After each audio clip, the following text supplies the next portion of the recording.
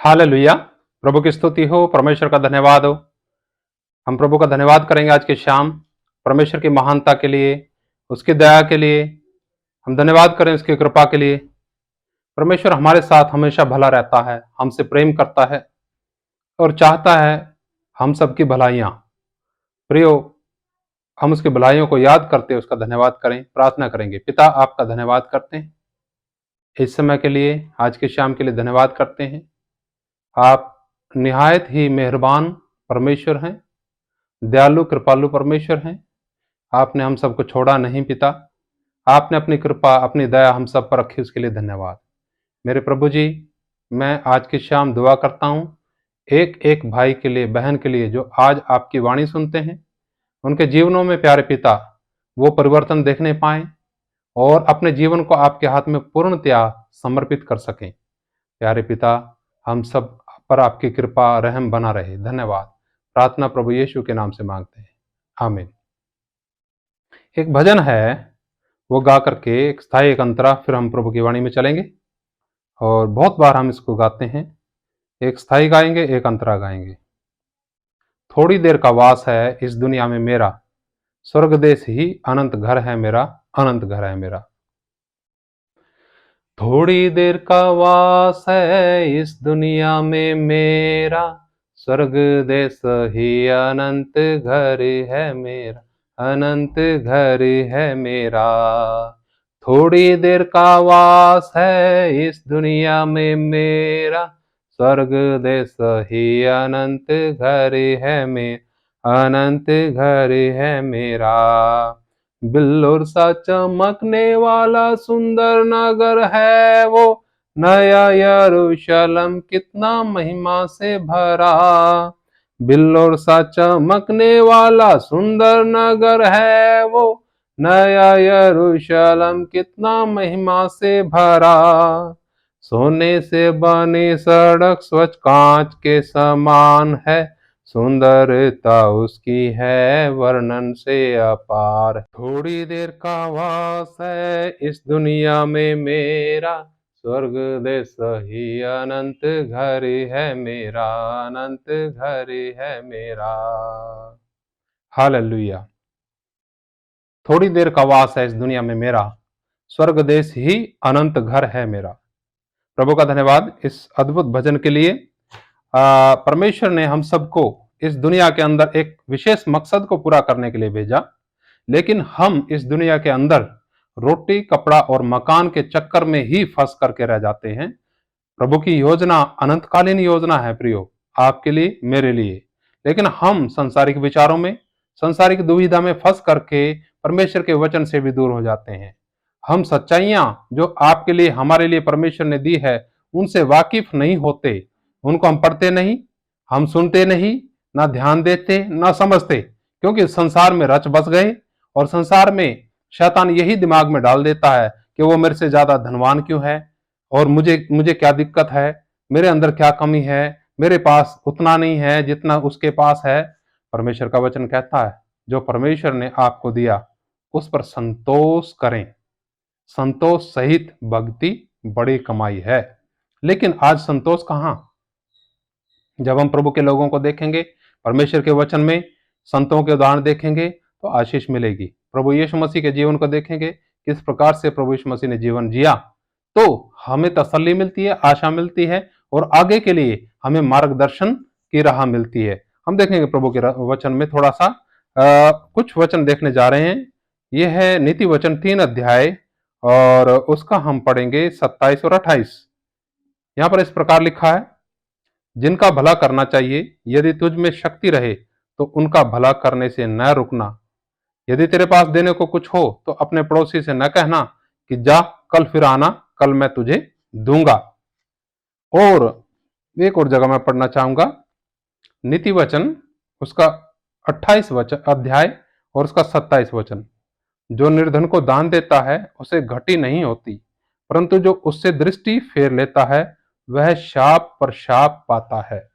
यहां पर प्रियो एक विशेष बात हमें देखने को मिलती है, जो हम करते हैं उसके रिवर्ट में, उसके बैक में, उसके रिटर्न में, उसकी वापसी में हमें वही मिलता है।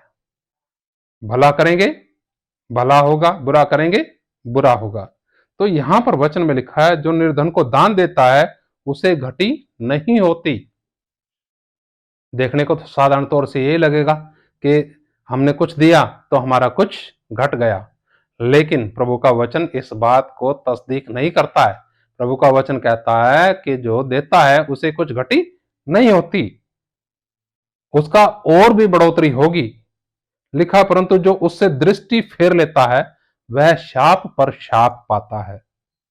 पवित्र आत्मा की सहायता से आज के वचन को आप अगर समझेंगे तो आपके जीवन के अंदर ये सवाल जो घर कर लेता है बहुत से लोगों के जीवन के अंदर कि मैं निर्धन क्यों हूं, तो आपको मालूम पड़ेगा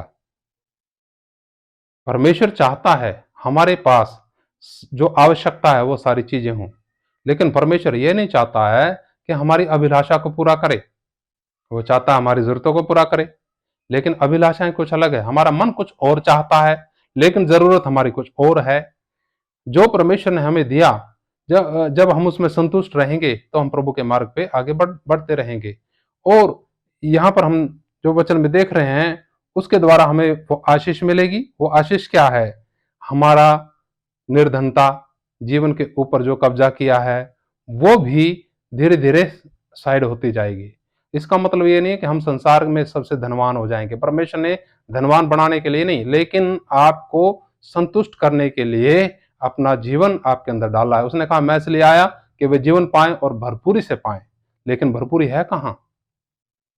हमारे आत्मिक जीवन में, हमारे भौतिक जीवन में, संसारिक जीवन में कहां? कहीं नहीं नजर आती है।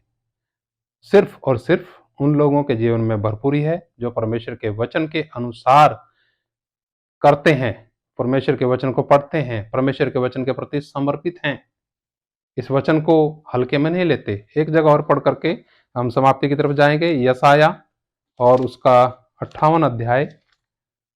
वहां लेकिन बात कुछ और है, फिर भी हम पढ़ सकते हैं। यशाया 58 का 6 वचन से लिखा है, जिस उपवास से मैं प्रसन्न होता हूं वह क्या यह नहीं कि अन्याय से बनाए हुए दासों और अंधेर सहने वालों का जुआ तोड़कर उनको छुड़ा लेना और सब जुओं को टुकड़े टुकड़े कर देना। क्या वह यह नहीं कि अपनी रोटी भूखों को बांट देना। और लिखा, अनाथ और मारे मारे फिरते हुओं को अपने घर ले आना, किसी को नंगा देखकर वस्त्र पहनाना और अपने जाति भाइयों से अपने को न छिपाना। तब तेरा प्रकाश पांव फटने के समान चमकेगा और तू शीघ्र चंगा हो जाएगा। तेरा धर्म तेरे आगे आगे चलेगा, यहोवा का तेज तेरे पीछे रक्षा करते चलेगा। तब तू पुकारेगा और यहोवा उत्तर देगा, तू दुहाई देगा और वह कहेगा, मैं यहाँ हूं। यदि तू अंधेर करना और उंगली उठाना और दुष्ट बातें बोलना छोड़ दे, उदारता से भूखे की सहायता करे और दीन दुखियों को संतुष्ट करे, तब अंधियारे में तेरा प्रकाश चमकेगा और तेरा घोर अंधकार दोपहर का सा उजियाला हो जाएगा। प्रभु का धन्यवाद, परमेश्वर की स्तुति हो। प्रियो, यहाँ पर इन वचनों को आप अपने घर में दोबारा दोबारा मनन करें, अध्ययन करें, ताकि आपके जीवन के अंदर जो अंधकार है, निराशा है, ये विचार है कि मैं निर्धन हूं, मैं धनवान क्यों नहीं, ये विचार भी आपके जीवन से निकल जाए। हम वचन को पढ़ते हैं, वचन के अनुसार करने का प्रयास भी करें तो परमेश्वर और पवित्र आत्मा आपकी सहायता करेंगे, ताकि आप उस कार्य को, जिस कार्य को प्रभु ने बोला करने के लिए, उसको कर सकें और आप भरपूरी का जीवन प्राप्त करें। यहाँ पर लिखा है, अंधियारा भी दोपहर का उजियाले के समान हो जाएगा अगर जो ये कार्य करेंगे जो यहाँ पर लिखा है। समय की कमी के कारण मैं इन वचनों को दोहराना नहीं चाहता, लेकिन आप दोबारा सुन सकते हैं और प्रभु से आशीष प्राप्त कर सकते हैं। प्रियो, अपने जीवन को प्रभु के हाथ में समर्पित करें और अपने विचारों को प्रभु के हाथ में समर्पित करें। रुचि रखें, मन अच्छे से लगा करके आत्मा की सहायता से प्रभु का वचन धीरे धीरे आराम से मनन करते हुए पढ़ना है। तब आप देखिएगा प्रभु का आत्मा किस प्रकार से आपका मार्गदर्शन करेगा अपने उसके वचन के द्वारा। प्रभु का धन्यवाद। प्रार्थना करेंगे। आइए आंखें बंद करें। पिता, आपका धन्यवाद करते हैं एक बार फिर आज की शाम के लिए। आपने सौभाग्य दिया कि हम आपके चरणों में बैठ करके आपकी वाणी सुनने पाए। और प्रभु, जितने भाई बहनों के मनों के अंदर ये विचार है कि हम निर्धन क्यों, दूसरा धनवान क्यों, हम जानते हैं प्रभु आप हम सबको धनवान बनाने के लिए नहीं आए, लेकिन प्रभु आप हम सबको संतुष्टि भरा जीवन, भरपूर जीवन देना चाहते हैं। प्यारे परमेश्वर, आप वचन में लिखा कि आप कंगाल बन गए ताकि हम धनवान बने। इस संसार के धनवान नहीं, लेकिन आत्मिक धनवान बनाने के लिए आप आए। प्यारे परमेश्वर, आपका धन्यवाद करते हैं सब बातों के लिए। जिन भाइयों को, बहनों को काम की, काज की और घर बार की, रोटी की, कपड़े की चिंता है, प्यारे पिता, होने दे वो सब आपके ऊपर भरोसा करें और जो भी आपने दिया उसमें संतुष्ट रहें और प्रभु उसको बड़ी बुद्धिमानी के साथ इस्तेमाल करने पाएं। धन्यवाद सारी बातों के लिए। सब कुछ आपके हाथ में सौंपते हुए प्रार्थना प्रभु यीशु के नाम से मांगते हैं, आमीन। हालेलुया। जय मसीह की। मारनाथा।